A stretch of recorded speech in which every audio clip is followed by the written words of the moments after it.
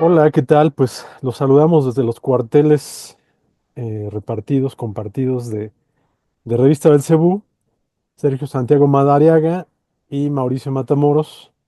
Una vez más nos reunimos pues para festejar la obra de un director que siempre que lo mencionamos, siempre que hablamos de su obra, pues obviamente nos emociona porque pues es uno de los autores dentro del género, digamos, que ha sabido darle un sello totalmente genuino a su obra, ¿no? Obviamente estamos hablando de Dario Argento y pues bueno, este año se cumplen 50 años de Deep Red, el filme que nos acompañan al fondo de pantalla que tenemos tanto Sergio como yo, pero también estamos festejando o ya festejamos 40 años de otra película de Argento importante, ¿no? Fenómena, la película bueno, estrenada en el 85, con 10 años de diferencia de Deep Red, que bueno, como sabemos, Deep Red pues ya es un monumento de película, un monumento en todos los aspectos, no nada más del cine fantástico, del cine de horror, sino del cine en general, es un hito.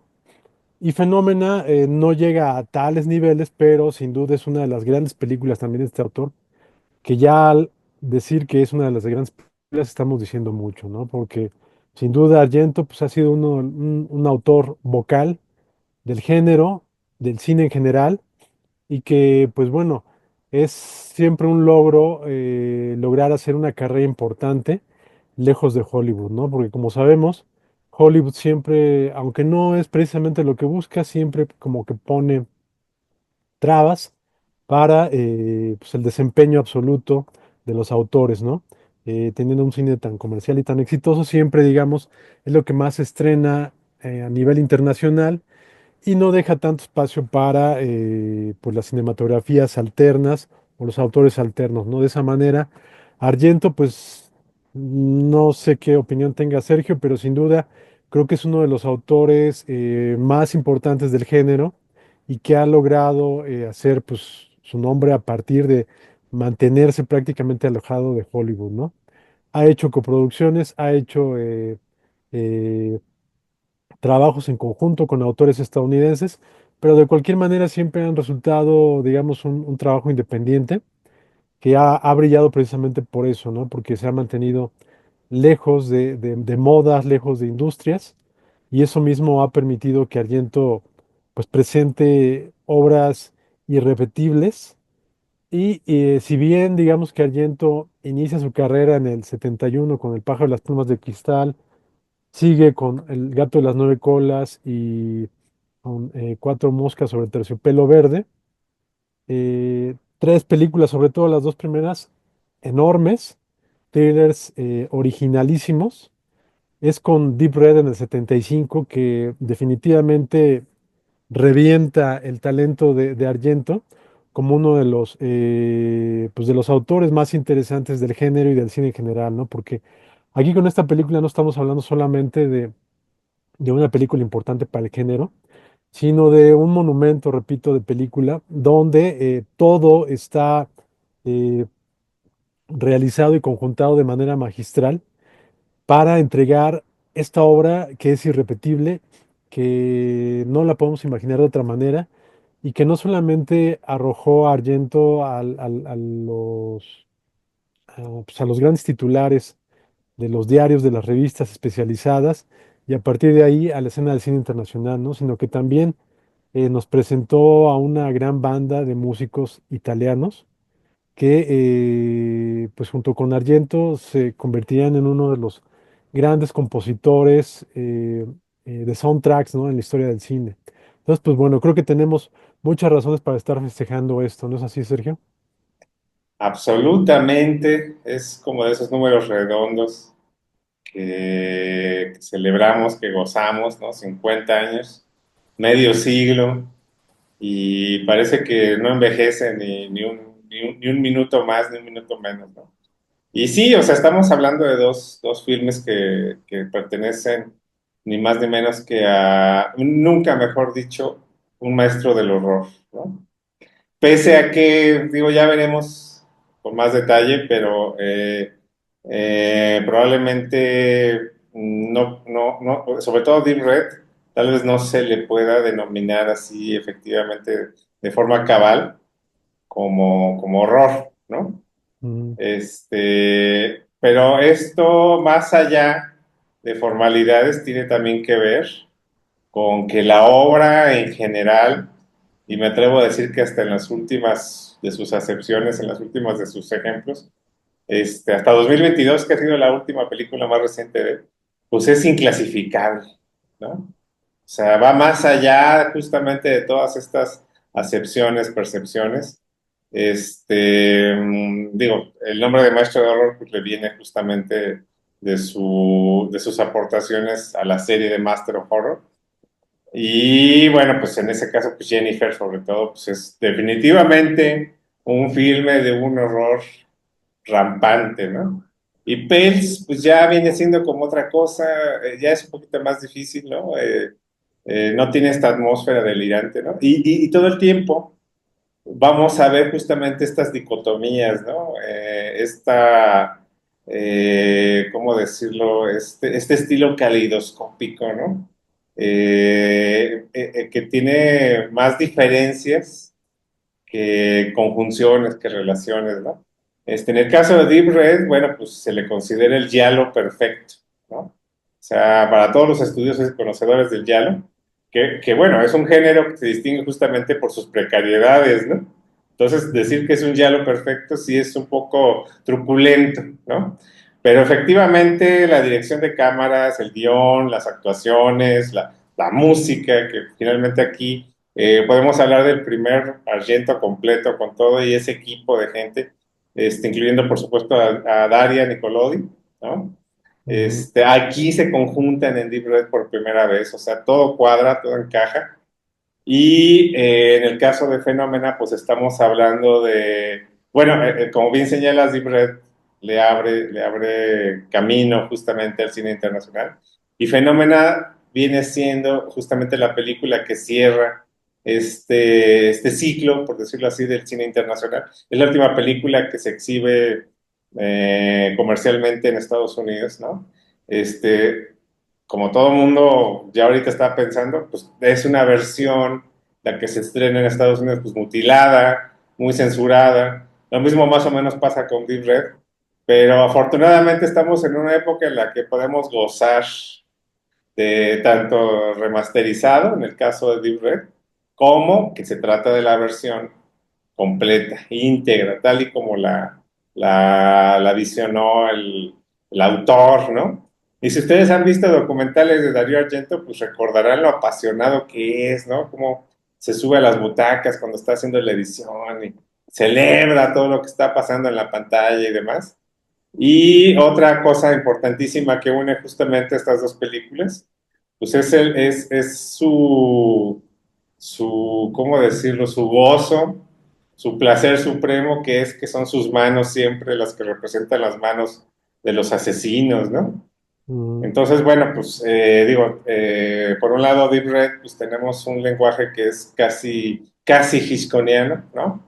Pero justamente con todo este misterio que se va desenvolviendo en torno a un asesino. Todavía no tenemos los elementos sobrenaturales que van a distinguir plenamente a Argento en otros filmes, ¿no? Pero definitivamente sí hay una presencia metafísica ahí de circunstancias, de coincidencias, ¿no? Y sobre todo, bueno, pues se trata de un filme pesadillesco totalmente, ¿no? Eh, Algo que tenemos que percibir en primera instancia es justamente cómo abre Rojo Profundo, ¿no? Que es este músico, que es el que tienes ahí atrás, mm. retratado, reflejado en un charco de sangre, pues de un color que definitivamente no es el de la sangre real, pero bueno, pues la idea es un poquito darle la vuelta a la censura, ¿no? Es este rojo como de caricatura, ¿no? Y es que sí, pues tiene muchos elementos como del fumetti, ¿no? De la historieta, ¿no? Pero recordemos que esta primera escena, pues es una orquesta de jazz que está tocando y está esta persona, este músico, está dirigiendo la orquesta. Y entonces les dice algo muy, muy importante. Les dice, muchachos, está tocando demasiado perfecto la música. Y el jazz nació en los burdeles, el jazz nació en los arrabales, nació pues en el barrio, ¿no? Entonces háganme el favor de tocarla un poquito menos perfecta, porque no les está quedando. Y yo creo que eso ya define completamente como el resto del cine de Darío Argento, el resto de las intenciones de Darío Argento. Y sobre todo, bueno, pues marca exactamente el tono de esta película que, bueno, pues la vemos muy influida por el cine noir, ¿no? Por el cine negro, ¿no? Nada más que en vez de detectives, pues tenemos estos aves nocturnas, podemos decir, ¿no? Que están ahí trasnochadas, este que es como un poeta ahí, que también es músico, homosexual, por supuesto, ¿no? Tirado ahí en la calle, que bueno, preocupa todo el tiempo a su madre, ¿no? Tenemos a esta mujer que tiene capacidades superiores, ¿no? Que eso lo vamos a ver también Ujú. en Fenómena, ¿no? O sea, esto es un mundo de gente. Ah, bueno, y por supuesto la periodista de Nota Roja, ¿no? Que pues, es la mismísima Daria, ¿no? Que terminaría siendo la pareja de muchos años de Argento y su cómplice creativa, ¿no? Pese a que evidentemente no se llevaban tan bien, ¿no? Pero a la hora de tratar temas de cuestiones serias como es el cine, pues eran un dueto fenomenal e irrepetible, ¿no? Y bueno, pues entonces vemos todos estos seres, estos personajes que están arrojados pues a una anormalidad, ¿no? Pues tienen sus vidas totalmente conectadas por un solo personaje y eso lo vamos a volver a ver en Fenómeno, pues que es este asesino, ¿no? Este asesino que de momento no tiene nombre, no tiene personalidad, no tiene otra figuración más que el sentido de amenaza, ¿no? Y es una amenaza terrible porque pues todos sus asesinatos son espectaculares 100%, ¿no? Y bueno, eso lo vamos a ver en toda la carrera de Argento, ¿no? Esta celebración justamente operística, podemos decir, teatral, ¿no? De Gran Guiñol, del asesino, ¿no? Y bueno, pues ya veremos también que se trata también de un eco constante, justamente en su obra, lo vamos a ver en ópera, lo vamos a ver en Suspiria, lo vamos a ver en muchísimas películas, pues no deja de ser un eco justamente de la Europa de posguerra, ¿no? De la Europa posfascista, ¿no? Donde justamente esas calles que vemos ahí todo el tiempo solitarias en el cine de Argento, pues están detrás de ellas una terrible amenaza todo el tiempo, ¿no? Está el asesino justamente, y siempre vemos a estos asesinos vestidos con un vestuario muy similar a la ropa militar, ¿no? Entonces, bueno, pues ahí hablamos siempre de cicatrices históricas, ¿no? Que es lo que en el género del horror, sobre todo por encima de muchos otros géneros, vamos a ver siempre esta presencia de lo que no se puede decir, ¿no? Que es justamente esta cicatriz histórica de la guerra, ¿no? Y bueno, del fascismo sobre todo, justo, y bueno, esto hace eco en una época como la nuestra, donde alguien hace algún acto que a veces podría ser totalmente fortuito y se le denomina fascista, ni más ni menos, ¿no? Y bueno, pues también recordemos que el fascismo es 100% italiano, es decir, el fascismo histórico ideológico es italiano, ¿no? Entonces, bueno, pues ahí lo vamos a ver todo el tiempo presente justamente en una película como esta, donde el juego de secretos, el juego de ocultar, el juego de tener todo detrás de un muro, eh, vean ustedes detrás de un muro, ¿no? Es siempre revelatorio justamente de unos secretos, de unas mentiras familiares, ¿no? Que tarde o temprano surge de nuevo hacia la luz. Y aquí vemos otra vez pues, justamente esa relación que tenemos con la verdad histórica, ¿no? Bueno, esa palabra tan peligrosa actualmente, ¿no?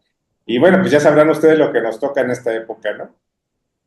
Eso es más o menos todo lo que constituye este universo tan peligroso que es el universo de Dario Argento.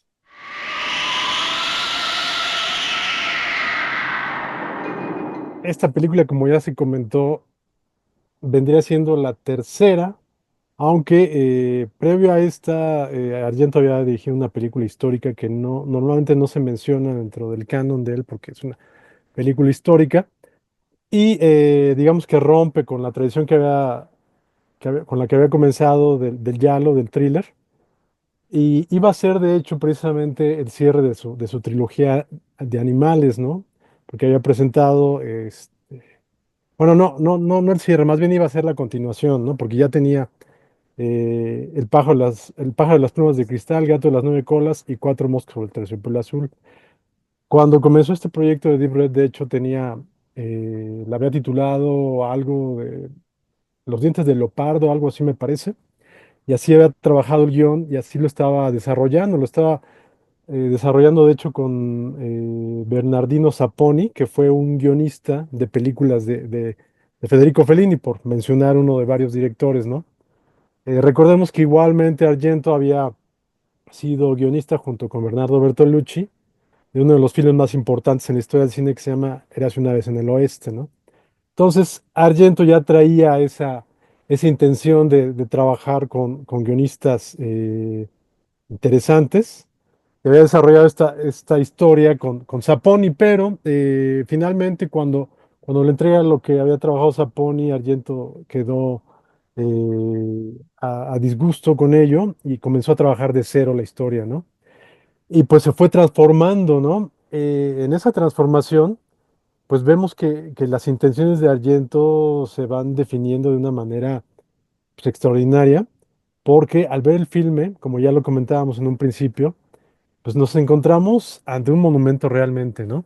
Es una película que está diseñada visualmente de una manera, pues, impresionante, ¿no? Si digamos que esto ya llega a terrenos casi místicos con Suspiria, esto había comenzado con Deep Red, con Profondo Rosso, y vemos el trabajo visual que es realmente impresionante, porque no solamente estamos hablando de la calidad del encuadre, del montaje, sino también de pues los lugares que tanto escogió Argento como los lugares que creó para filmar la película, ¿no? Él comenta que cuando estuvo desarrollando la película se inspiró mucho, o una de sus intenciones primordiales era hacer una película que reprodujera mucho el trabajo de Edward Hopper, uno de los importantes pintores estadounidenses del siglo pasado, ¿no? Tal vez una de sus pinturas más conocidas es precisamente Nighthawks. Hace rato que comentabas lo de las aves nocturnas, pues bueno, ahí está como que la referencia al título, ¿no? De Nighthawks, que seguramente muchos, bueno, o algunos o pocos de los que nos escuchen, habrán visto esta pintura que es muy, muy conocida y que efectivamente y precisamente ha sido eh, homenajeada en el cine, ¿no? Una pintura donde vemos desde fuera un restaurante por la noche y se ven sus comensales, ¿no? Desde afuera, porque obviamente las luces interiores están encendidas, ¿no? Esta pintura, pues Argento la reproduce de manera casi Ujú. sobrenatural en Profondo Rosso, allá en la plaza donde dialoga con su amigo ebrio, su amigo también músico. Y pues a partir de ahí es que desde que inicia la película, como ya lo dice Sergio, eh, brinca el aspecto visual, ¿no? Hay que tener en cuenta que hay de menos dos versiones importantes de Deep Red, ¿no? Una que inicia con la sesión de, de esta psíquica. Mm. Hay un personaje importante en la película, es una psíquica que de hecho, pues bueno, no estoy spoiloreando nada, pero digamos que es el primer asesinato de la película. Y esta psíquica está dando una conferencia en un teatro, allá se supone que es Roma, pero está filmada en Turín, la película, Turín que es la ciudad favorita de Argento para filmar. Y hay una versión de Profondo Rosso que inicia con esta sesión de la psíquica, y hay otra versión que es la internacional, que es la más larga, digamos, es la más cercana al corte que tenía en mente Argento, que inicia precisamente con el ensayo del músico interpretado por David Hemmings, este actor inglés Perras. que está atrás efectivamente. Y cualquiera de los dos sea el caso, cualquiera de las dos versiones que vean, en verdad que desde el primer minuto uno queda hechizado por lo que estamos viendo en pantalla, porque es un trabajo visual, cromático, de edición, sonoro, musical, que brinca, salta en todos los aspectos, ¿no? Entonces, esto es una de las intenciones o de las razones, una de las razones, de las varias razones por las cuales es tan importante Deep Red desde el momento cero, porque también desde que inicia la manera en que mezcla las primeras escenas y los créditos, es una manera muy poco ortodoxa, porque de hecho, también en estos primeros minutos inserta Argento el flashback del Mm. momento en el cual revienta toda la malicia que provoca las razones de la película, ¿no? Entonces, en verdad que esta película es realmente impresionante. Argento, pues estuvo trabajando, comenta que estuvo trabajando durante cerca de 3 meses el guión, 3 meses, no, 3 semanas, perdón, el guión. Y pues ahí él metió muchas cosas interesantes, ¿no? Durante varios motivos, varios momentos distintos de la historia, se habla de la familia, se habla de que la familia es el centro de todas las maldades que hay en la vida de un hombre. Y Ayerto pues comenta que él tuvo una infancia no muy agradable y que eso finalmente se vio reflejado en el guión de Rojo Profundo. Cuando uno lee, por ejemplo, las memorias de Argento, Paura, pues ve que no le fue tan mal y de hecho podríamos decir que bien, pero pues, lecturas tanto de estas memorias, tanto de leer y ver entrevistas de Argento, vemos que como muchos artistas realmente sobresalientes, pues es una persona muy sensible, ¿no? Y por lo mismo, yo creo que dependiendo del momento en el que está escribiendo, en el que está respondiendo a las preguntas, pueden variar un poco las respuestas, ¿no? Entonces, bueno, él ha dicho que Rojo Profundo está cargado mucho por esa malicia que surge de la familia y que sin duda es uno de los grandes detalles que le dan cuerpo a esta película, pero indudablemente también ahí está presente mucho eh, las características principales de lo que es el giallo, ¿no? Y que el giallo no es otra cosa que el thriller, el thriller, digamos, en novela, Mm. o el film noir, ¿no? Como ya lo mencionó Sergio. Entonces, este Argento, de hecho, inicia con este género, este subgénero, su cine, repetimos, sobre todo con El pájaro de las plumas de cristal y El gato de las nueve colas, son thrillers realmente sobresalientes. Es impactante como un director primerizo, que de hecho él pues, no estudió cine, pero digamos que como varios de los grandes directores, era crítico de cine antes que ser director, era amante del cine y pues se avienta a hacer estas dos películas iniciales de su obra y son realmente impresionantes. Ahora, a mí en lo personal, algo que me impresiona mucho es que teniendo ya estas dos grandes películas realmente impresionantes de un director que tenía alrededor de 25 años cuando inicia su carrera, ver que con su cuarto thriller, perdón, Rojo Profundo, pueda escalar aún más lo que ya había logrado 5 años antes, ¿no? 5, 3, 4 años, 5, 4, 3 años antes con sus anteriores películas. Y pues con Deep Red nos entrega, como ya dijo Sergio, la que para muchos se considera pues el giallo redondo, perfecto, ¿no? Entonces es impresionante ver esto, ¿no? Porque es un trabajo que realmente pensó mucho Argento, que realmente lo construyó de una manera muy eh, sensible, es decir, realmente lo estuvo percibiendo, sintiendo, pensando. Y esto fue a tal nivel que pues se peleó incluso con personas tan cercanas a él como lo fue su padre y como lo es su hermano, ¿no? Que en aquella época eran sus productores. No recuerdo si finalmente terminó peleándose en esta ocasión y él la terminó produciendo, claro, buscando él también el dinero por otro lado. Pero una de bueno, esta película está plagada de escenas inolvidables y escenas centrales. Y una de ellas es, obviamente, uno de los varios asesinatos que hay, donde sale un autómata, un muñeco mecánico. Y esta escena, desde que le escribió Argento en el guión original, desde el primer tratamiento del guión, fue algo que todo aquel que lo leía le decía, no hagas eso, por favor, no hagas eso, por favor, eso no es necesario, el guión está bien, no es necesaria esa escena no te va a funcionar. Bueno, pues Argento dice que ya, incluso ya cuando estaba filmando, cuando ya estaban yendo todo, o sea, el orden de la filmación ya iba hacia esa secuencia, los técnicos les decían, por favor, Dario, todo está muy bien, la película va a funcionar muy bien, pero no hagas esa escena, ¿no? Es decir, Argento fue contra la marea totalmente con esta película, porque inclusive con esta escena que hoy es un clásico, de la cual incluso ya existe un muñeco, pues todo el mundo le dijo que no la filmara, la filmó y pues bueno, 50 años después, podemos considerar que esta es una de sin duda, una de las secuencias más inolvidables y más originales del cine de horror y del cine en general.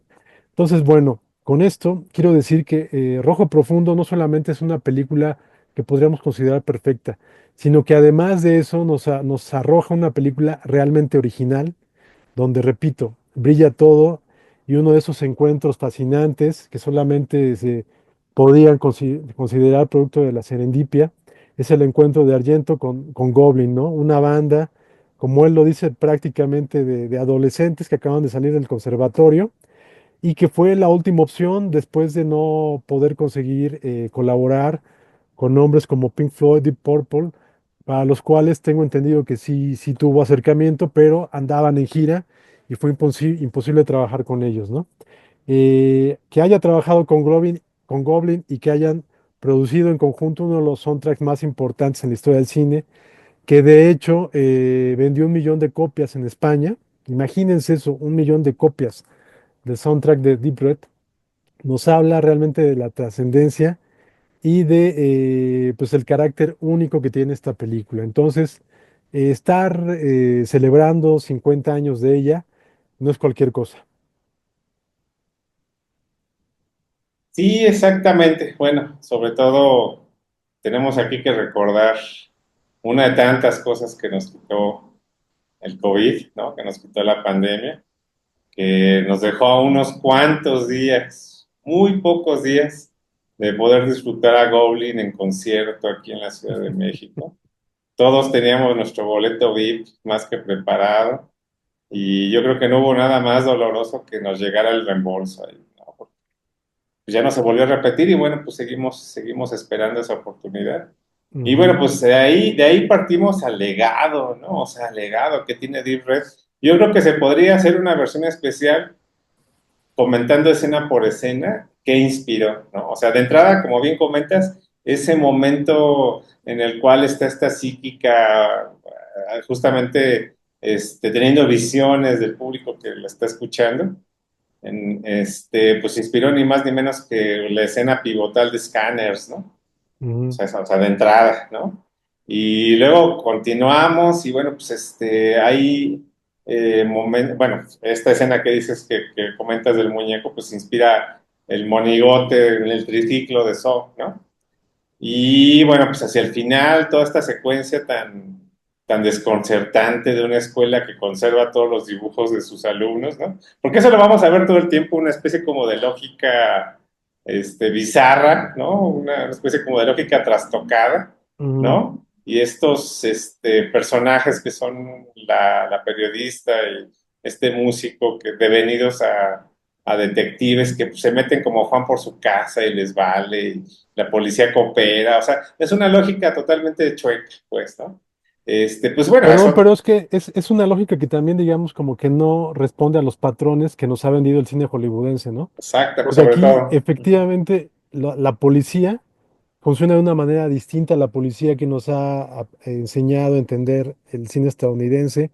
El periodista y la periodista y el músico, los patrones están cambiados, ¿no? Porque resulta que aquí la periodista, que es mujer, es más arrojada que el músico, ¿no? Que digamos que muestra un cierto temor muy distinto a lo que comúnmente demuestran los protagonistas de las películas, ¿no? Que siempre son arrojados y fuertes. Ujú. Aquí, por el contrario, todo es distinto. Entonces es muy interesante ver eso, ¿no?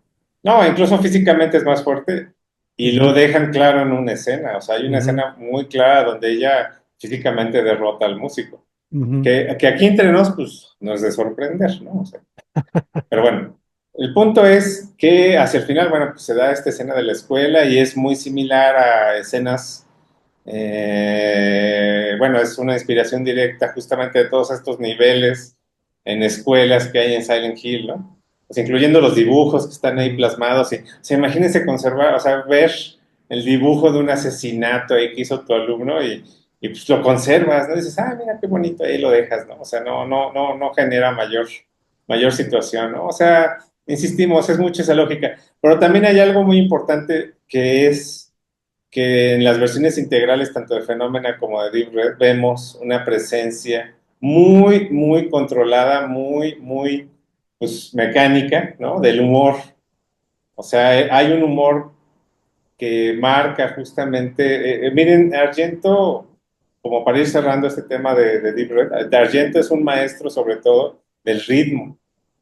O sea, ustedes vean, incluso vean películas que no son tan logradas de él como podría ser La Madre de Lágrimas, ¿no? Y ahí sigue existiendo un ritmo muy claro, o sea, hay un lenguaje casi musical, podemos decir, de cómo él maneja justamente las escenas de asesinato, las escenas en las que se presenta un personaje, las escenas donde nos presenta lo sobrenatural, todo eso tiene un ritmo muy evidente. Y justamente como si fueran las comas, como si fueran las pausas, los respiros, que es lo que da totalmente la profundidad del rojo profundo, ¿no? Es justamente esa presencia de lo cuasi cómico. Y aquí en este caso, en el caso de Deep Red, curiosamente se da una presencia como de un romance, ¿no? Hay un cierto, o sea, digo, hay un romance declarado, obviamente, pero es algo que vamos a ver muy pocas veces en sus películas. Sí hay una presencia, obviamente, de lo sexual, ¿no? De lo erótico, pero aquí se ve muy matizado justamente por estos personajes que coquetean, que les pasan cosas chuscas, ¿no? O sea, es casi una comedia romántica, ¿no? mm, Pero sobre todo sirve justamente como soporte, ¿no? Son los cimientos de todas estas escenas donde se desborda la violencia más exacerbada, más ridícula, donde se dan mutilaciones, donde se dan decapitados,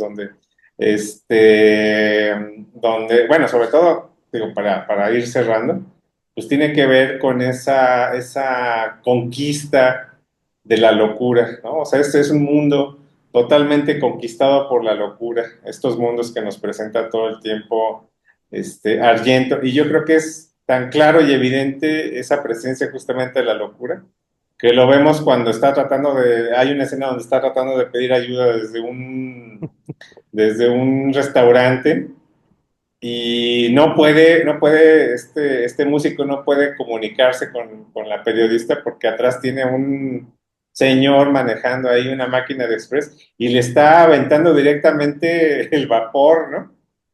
Entonces, eso es muy interesante porque además ese vapor justamente es el mismo vapor de agua que revela la pista fundamental por la cual se devela la identidad, la ¿no? identidad del asesino en una escena muy distinta y muy posterior, ¿no? De este personaje, de esta mujer especialista en leyendas infantiles, ¿no? En historias infantiles, y que además vive en una casa con unos pájaros ahí que tienen lenguaje humano. O sea, es esta lógica, les digo yo, como de entrar al bosque de Suspiria, ¿no? Y no entender lo que está pasando. O sea, simplemente tienes que entregarte a esa locura, ¿no? Y es eso de lo que trata justamente el cine de Argento, podemos reducirlo como un cine donde la locura es la que domina, la locura es la que te dice qué debes de sentir, ver y sobre todo qué te va a suceder, ¿no?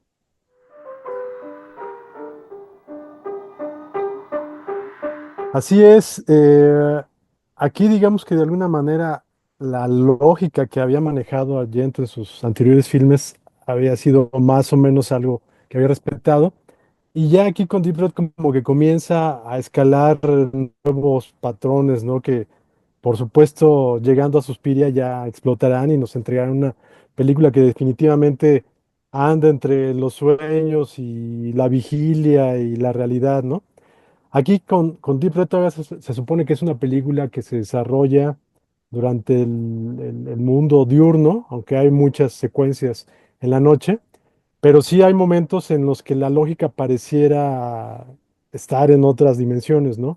Inclusive, Argento comentaba que la secuencia donde el personaje de Eddie Hemmings, el protagonista, entra a la villa para investigar el asesinato que origina toda la película, un asesinato en el pasado.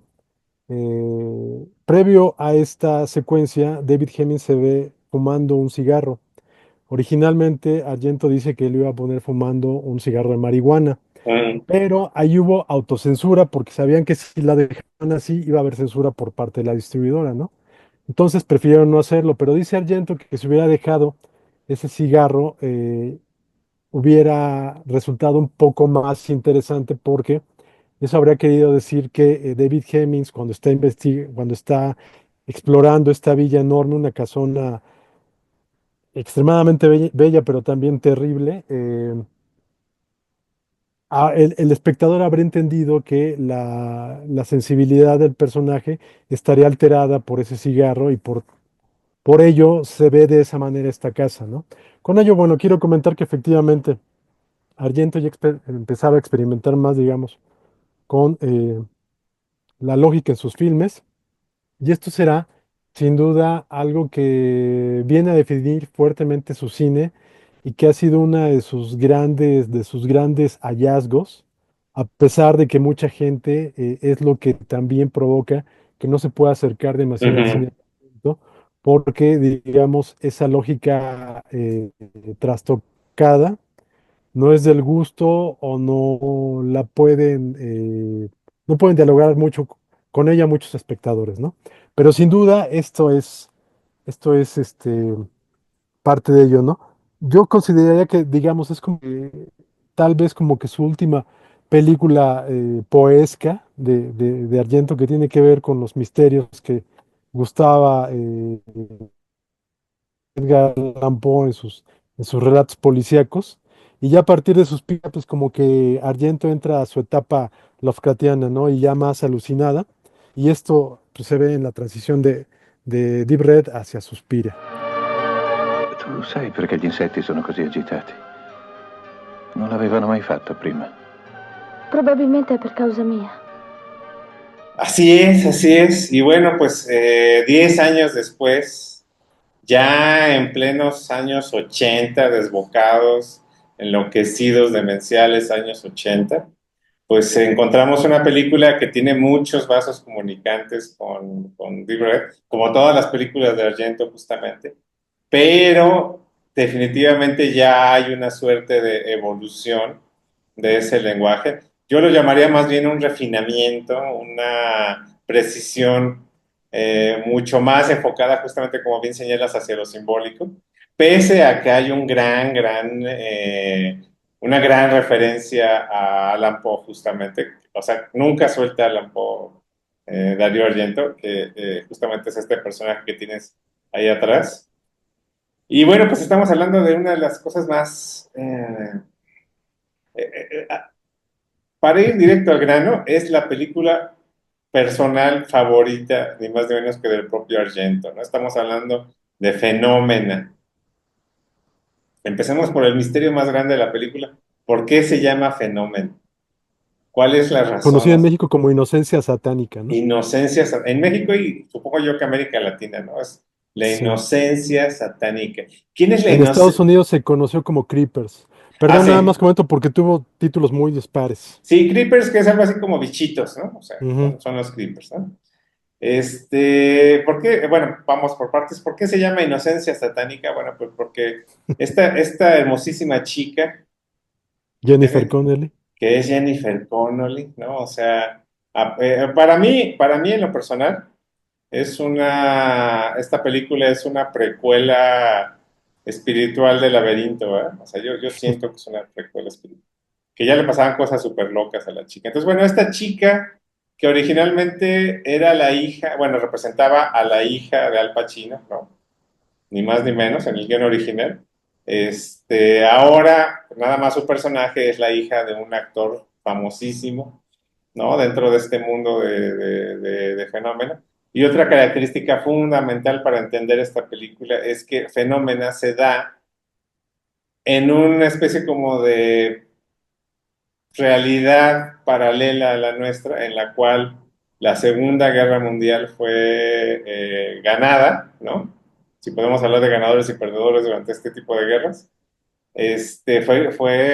fue ganada por Alemania, ¿no? O sea, Alemania es lo que representa a Estados Unidos en nuestro mundo actual, ¿no? O el capitalismo, si ustedes quieren, ¿no? Entonces, esto es una clave fundamental porque esta chica es una suerte como de, bueno, es abandonada por la madre desde muy temprana edad. Tiene un recuerdo muy claro del momento en que la madre abandona a la familia o la abandona a ella, que es, y tenemos que señalarlo claramente, es un recuerdo del propio Argento. O sea, Mm. Darío Argento vierte ahí su memoria. Probablemente no con una intención artística, como a lo mejor lo haría Lance Mortiers o algo así, estos actuales directores que todo les duele y todo lo sienten. Ari Aster, ¿no? No, no, no, probablemente lo hizo porque era una cosa que tenía a la mano, pues. O sea, Argento es una persona muy práctica. Entonces, bueno, eso es lo que le aplica. Y bueno, pues esta chica entonces, pues prácticamente es una huérfana, o sea, nunca cuenta con el padre, el famosísimo padre nunca cuenta con él. Tiene un par de figuras paternas por ahí postizas, ¿no? Que es como el asistente que tiene el padre y por ahí otra mujer que solo oímos por el teléfono, que todo el tiempo les falla, ¿no? O sea, quedan de mandarle dinero, nunca le llega el dinero. Total que la mandan a esta escuela de señoritas, pues prácticamente en un plan de deshacerse de ella, ¿no? O sea, mandarle a Europa un rato. Es la primera vez que está en Europa, ¿no? Entonces, para ella todo es muy extraño, ¿no? Y justamente va a esta escuela de señoritas de alta educación, pues, ¿no? Que se da en este ambiente en el cual anda por ahí un asesino que justamente tiene una obsesión por las mujeres jóvenes, ¿no? Por las chiquillas, ¿no? Pues tiene como 14, 15 años aquí, ¿no?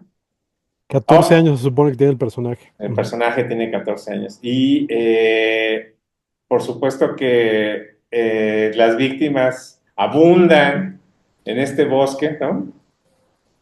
Porque pese a que saben que hay un asesino, bueno, pues nunca dejan de salir en la noche y de buscarse parejas con los militares que andan por ahí, y bueno, en fin, o sea, es la historia de siempre, pues, ¿no?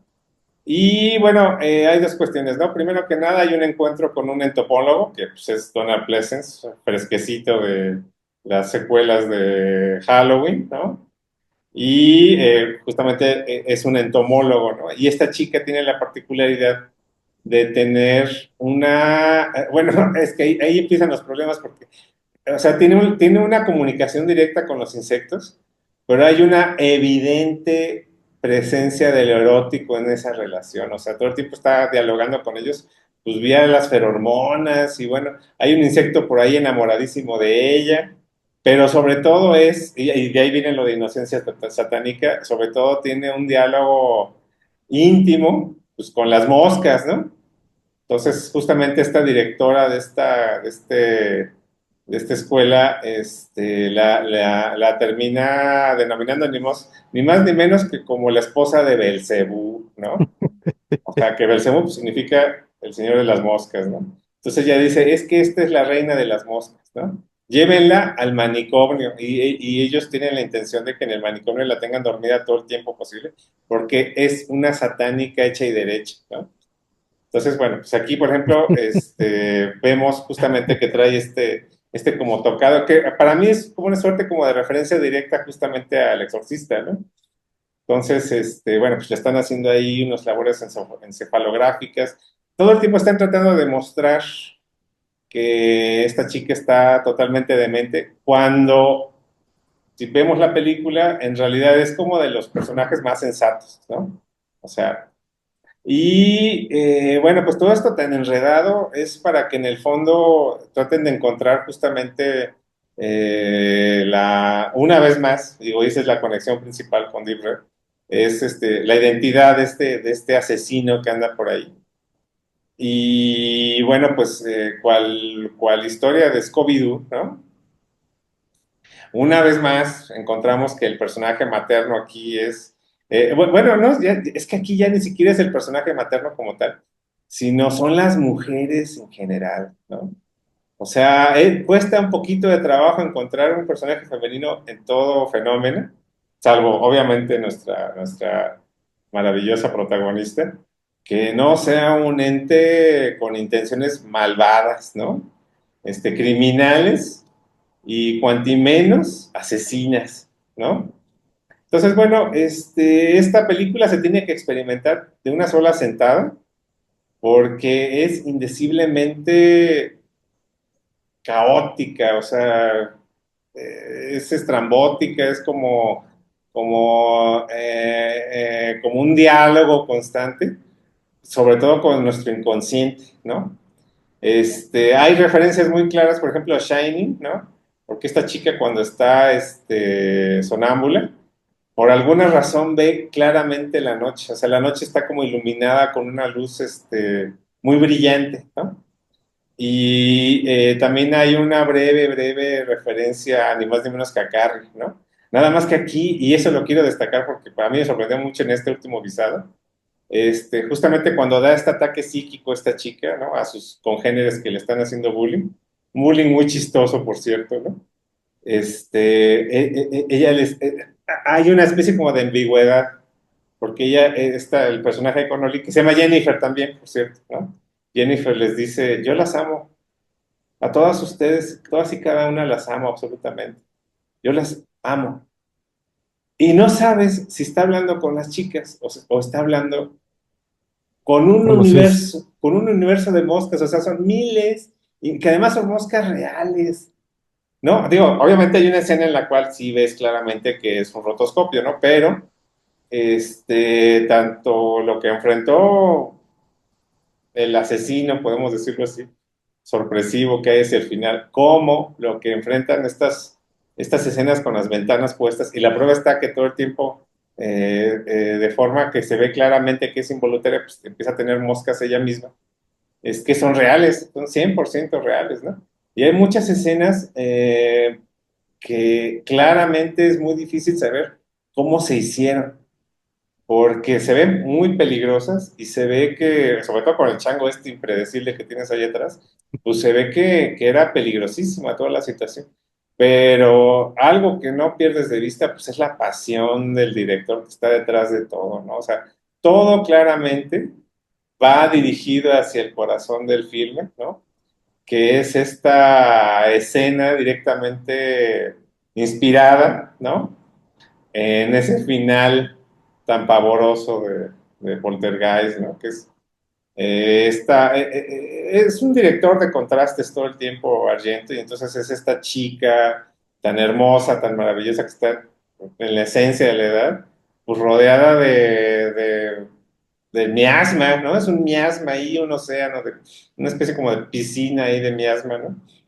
Y ya se trata de una especie como de mundo al revés, porque pues es el personaje de Daria Nicolo, pues es una madre trastocada totalmente, o sea, mucho más perversa que la propia madre de Carrie, ¿no? Entonces, y se da justamente, pues, esta chica rodeada de despojos humanos, en fin, es espectacular absolutamente, y todavía eso nos lleva a un final indescriptible totalmente, ese final, peligrosísimo, porque el fuego es 100% real, a diferencia de Deep Red, que en Deep Red estas escenas donde está el fuego ahí presente, ¿no?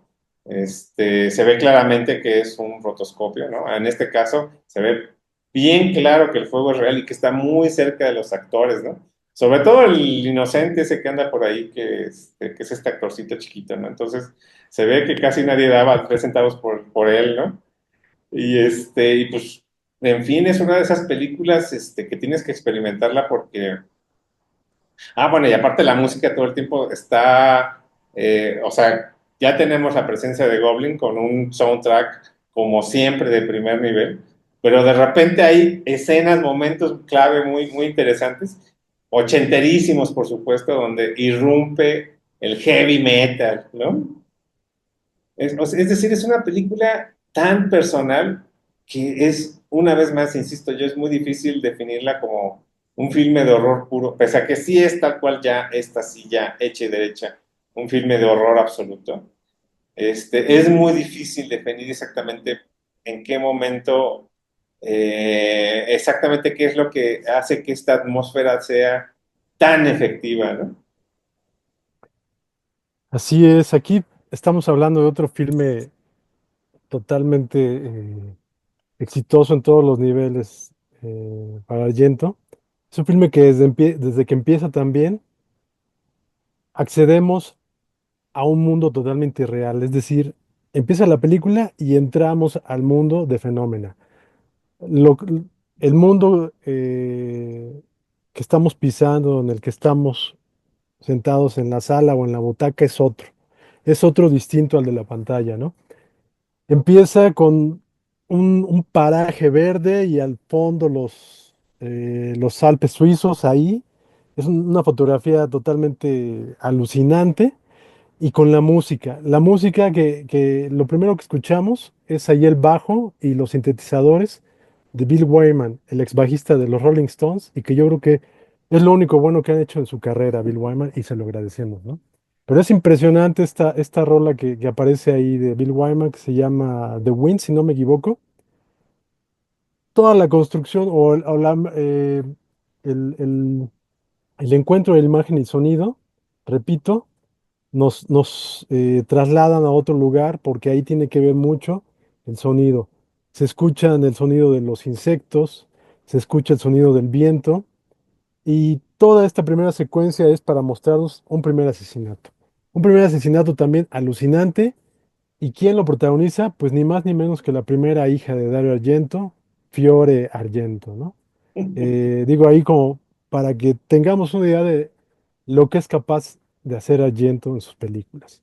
Y pues con este primer asesinato entramos de lleno a lo que nos va a presentar Fenómena, otra película donde la lógica parece pertenecer a otra galaxia, a otra dimensión, pero que a pesar de ello, pues nos entrega una película deliciosa donde cada elemento tiene que ver y digamos que de alguna manera es necesario para el buen desarrollo de la trama, ¿no? Fíjate que esta será como yo creo que la quinceava vez que la veo, desde que la vi por primera vez hace unos 35 años. Y creo que es o es a lo mejor conforme la voy viendo, la voy entendiendo mejor, porque en esta ocasión me parece que es la primera vez que la entiendo totalmente y me parece alucinante la historia, ¿no? Y los personajes. Los personajes, digo, conforme uno va madurando y vas viendo más cine, vas leyendo más historias, en todo tipo de historia, pues aprendes a ver muy bien, a conocer los personajes y entender cómo cada personaje es una pieza central para que la historia avance bien, ¿no? En esta película, pues me parece que a pesar de la ausencia de la lógica, cada personaje funciona muy bien.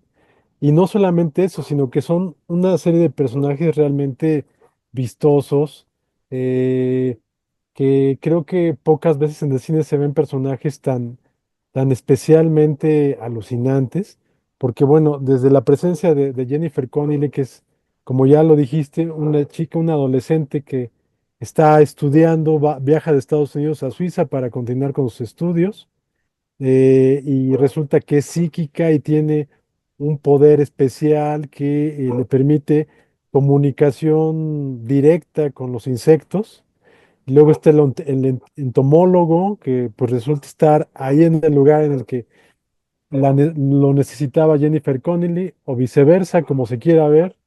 Y por supuesto luego están los personajes secundarios y sobre todo los némesis, ¿no? Los némesis que aquí pues son realmente terribles, aterrorizantes, tristes y sin olvidar por supuesto al Chango, que pues es uno de los personajes más extraordinarios creo que en la filmografía de Argento y termina impactándonos y aterrorizándonos por lo visceral del cierre de esta película con la transformación que, digamos, sufre este pequeño chango.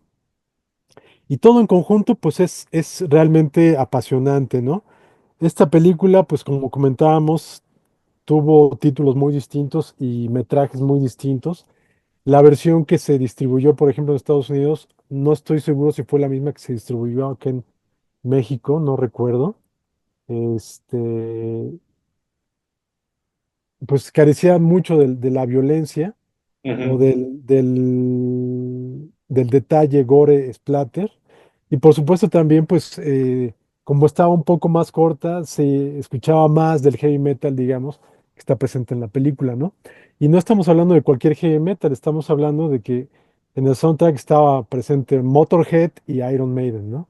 Iron Maiden con Flash of the Blade de Powerslave, uno de sus discos más redondos, ¿no? Entonces, realmente es bien interesante ver aquí el trabajo, bueno, por un lado el trabajo sonoro, es decir, todo lo que tiene que ver con insectos, con el viento, es de una trascendencia como la de los protagonistas, ¿no?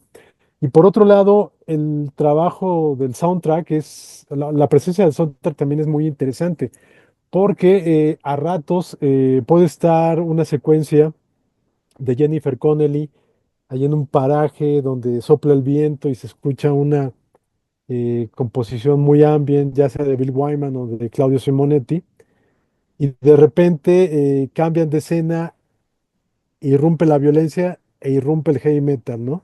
Y yo creo que cuando la ves por primera vez te resulta un poco ruidoso, ¿no?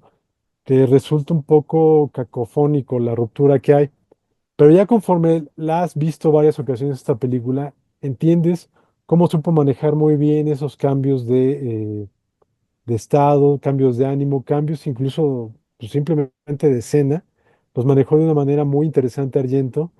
Y pues, como en el caso de Deep Red, tenemos aquí con Fenómena otra película única, ¿no? Irrepetible que creo yo sí tiene sus vasos comunicantes con Deep Red, pero a mí me parece que tiene más vasos comunicantes con Suspiria, donde la protagonista es una mujer joven que viaja de un país a otro para tener su educación. En Suspiria viaja de Estados Unidos, no, de Londres a Alemania.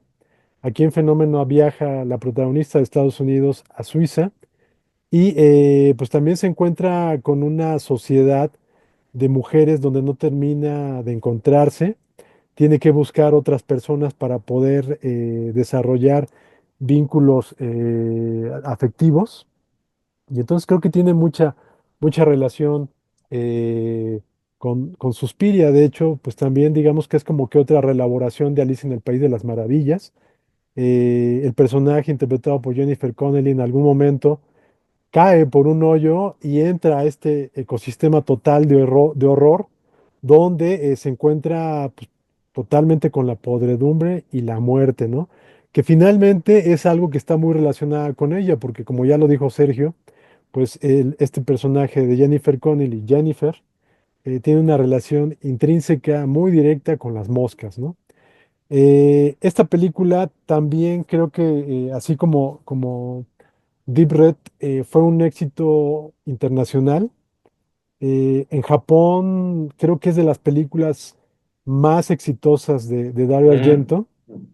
Y esto es algo que yo no he podido verificar, pero a mí me parece que, por ejemplo, esto se puede ver reflejado en uno de los mangas más populares de aquella época, el manga llamado Made the Psychic Girl, que en algún momento iba a dirigir una adaptación en Estados Unidos, Tim Burton. Este cómic de My the Psychic Girl, que de hecho pues, es de una chica psíquica. El personaje también tiene 14 años. Y si vemos el personaje dibujado por, ahorita se me ve el nombre de este mangaka que es extraordinario, es un dibujante extraordinario, es prácticamente la versión en manga de Jennifer Connelly. Ahora, lo interesante o lo raro es que May the Psychic Girl comenzó a publicarse creo que a mediados del 85 en Japón.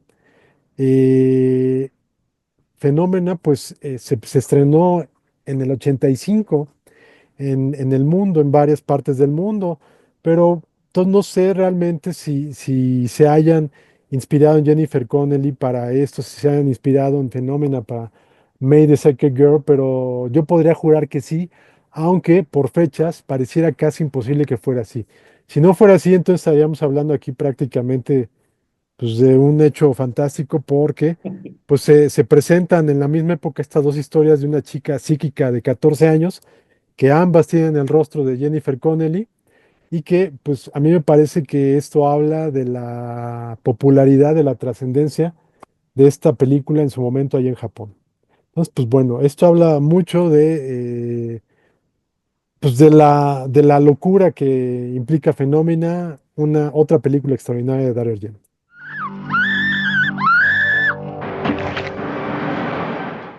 Sí, bueno, para redondear esa idea sobre la relación del filme con Japón, algo que tenemos que destacar muchísimo porque sería la segunda vez que sucede, es justamente su relación con el nacimiento, bueno, la relación de fenómena directa con el nacimiento de uno de los géneros más exquisitos que ha dado los videojuegos, que es lo que se conoce como el survival horror, ¿no?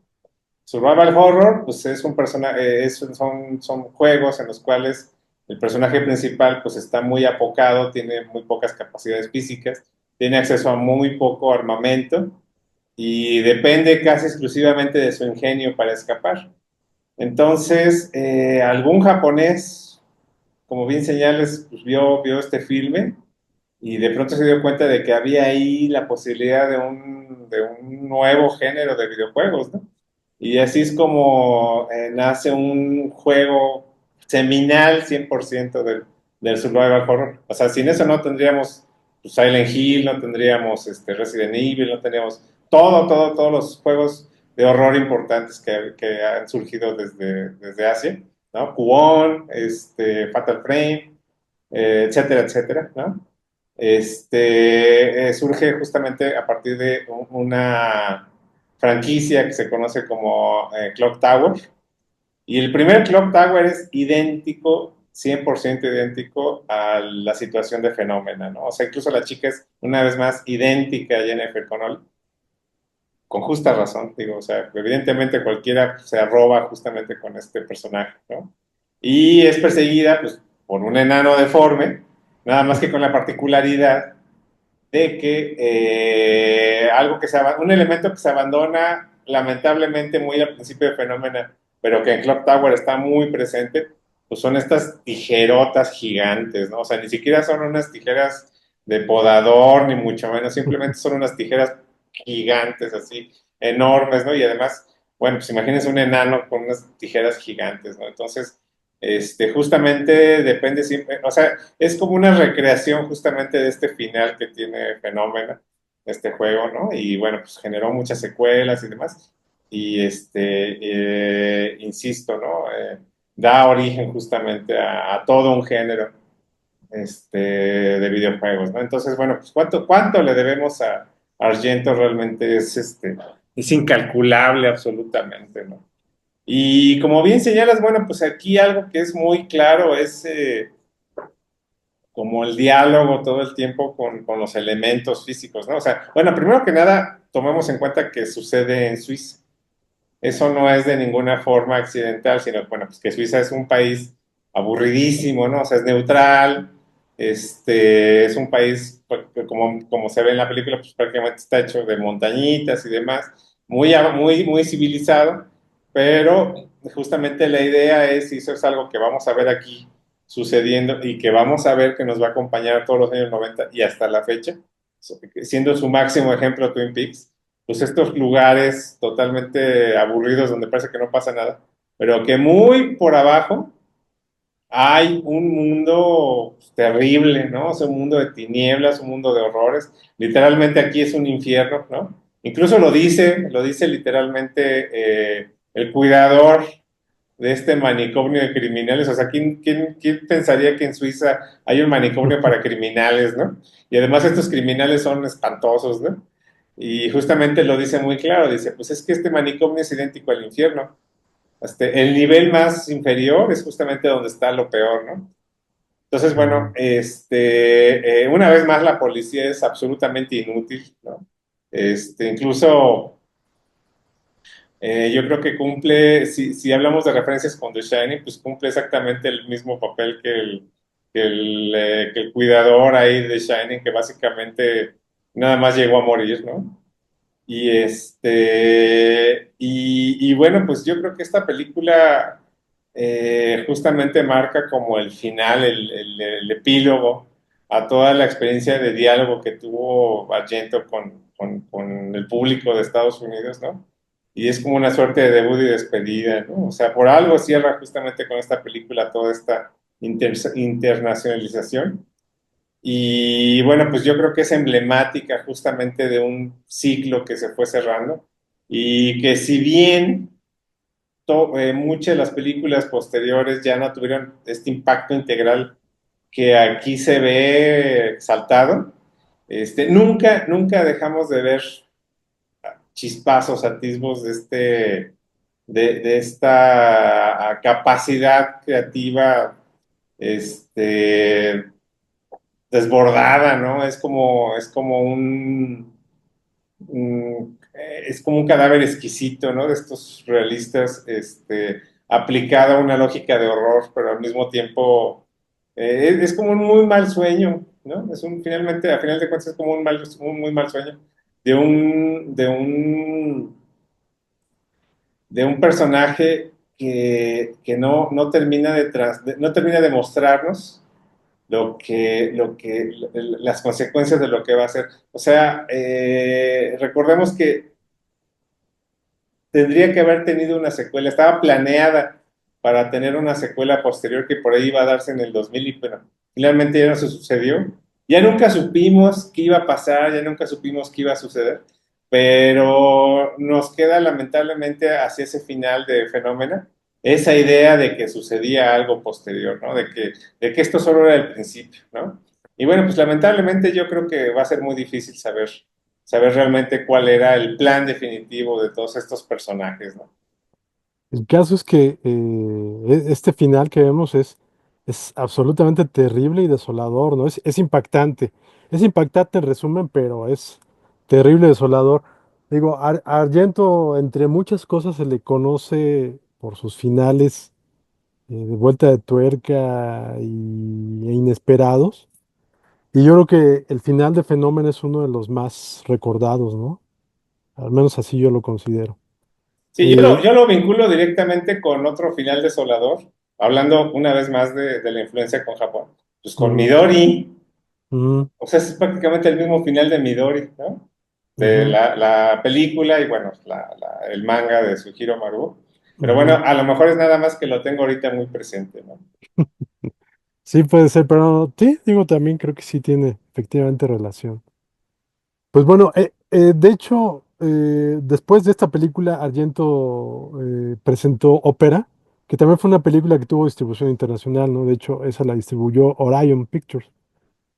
Pero sí, Fenómena fue como que una película que tuvo un trabajo de distribución o de publicidad que tuvo la intención de llegar a muchos países y creo que lo logró. Creo que sí fue exitosa, pero aunque fueran exitosas, siempre se encontraba con problemas Argento. Entonces sí, poco a poco como que ya su intención de llegar a salas internacionales no fue tan enfática como en años previos o como con películas previas. Y bueno, finalmente Argento siguió siendo como lo que fue desde un principio, ¿no? Un director, un creador para un público especializado, catador de grandes filmes, y pues así ha sido hasta el día de hoy, ¿no? Pero sin duda, estas dos películas para las cuales hoy nos reunimos, Sergio y yo, son películas que sobrepasan las, pues las inquietudes, las necesidades del género y son filmes que vamos a ver constantemente mencionados por directores interesados en el género y directores que no necesariamente están interesados en el género, porque son películas que tienen un impacto generalizado, ¿no? No solamente necesitas estar interesado en el género de terror o fantástico para poder disfrutar y para poder dimensionar la trascendencia de estas películas. Así es, así es. Y bueno, pues finalmente el gran tema del cine de Argento en general y de estas dos películas en particular, pues es como un destino extraordinario. Siempre nos está esperando a la vuelta de la esquina, ¿no? En ambas se menciona muy claramente, se trata de ser sensible, ¿no? O sea, lo extraordinario está ahí, solo es cuestión de poner un poquito de atención, ¿no? Exactamente. Y bueno, ahorita cerrando, como lo habíamos comentado, creo que estaría bien mencionar, recordar a un compañero que hace poco pues falleció, pero que coincidimos con él en muchos aspectos, ¿no es así, Sergio? Sí, bueno, digo, finalmente, yo creo que siempre fue una persona, bueno, se trata de David Monroy Gómez, a quien le vamos a dedicar con mucho cariño el presente podcast. Y bueno, pues es una persona que todo el mundo coincide en que nos enseñó a ser muy entusiastas respecto a lo que nos gusta por sobre lo que sea, ¿no? Y bueno, pues sí, con mucho cariño lo recordamos justamente hoy con este podcast. Sí, pues con David tuve el gusto de compartir la casa editorial que pues a muy buen término nos ofreció Sergio. David y yo coincidimos ahí en Samsara, en todos los proyectos que iniciamos con Sergio, ahí coincidimos los tres. Y curiosamente yo conocí a David hasta que vimos proyectos publicados junto con Sergio, pero curiosamente con David coincidí en las páginas del suplemento de sábado, donde ahí él publicó un ensayo sobre Lovecraft, que después fue como que la semilla del libro que publicó junto contigo, si no me equivoco. Y pues bueno, ahora sí que el camino nos llevó a reencontrarnos allá con Sergio. Y yo no coincidí en muchas ocasiones con David, pero las veces que nos encontramos, ya sea en presentaciones, en exhibiciones, pues siempre terminábamos hablando de nuestras filias, ¿no? Entonces siempre fue una presencia agradable y con la cual se podía dialogar en el mismo idioma, ¿no? Entonces, pues bueno, aquí va este saludo y obviamente que continuaremos en esto que nos emparentaba con él, ¿no? Así es, y pues bueno, sin decir más, pues los esperamos en el siguiente podcast. Ya estamos preparando los siguientes con estos temas que nos tocan muchísimo. Y pues eso es ese es el legado, ¿no? Que tenemos que tratarlo siempre con muchísimo entusiasmo, ¿no? Así es. Pues muchas gracias y agradecemos su presencia al otro lado de la pantalla y pues bueno, en cosa de algunas semanas nos estaremos viendo de nueva cuenta para un nuevo video podcast de Revista Belcebú. Muchas gracias. Hasta luego.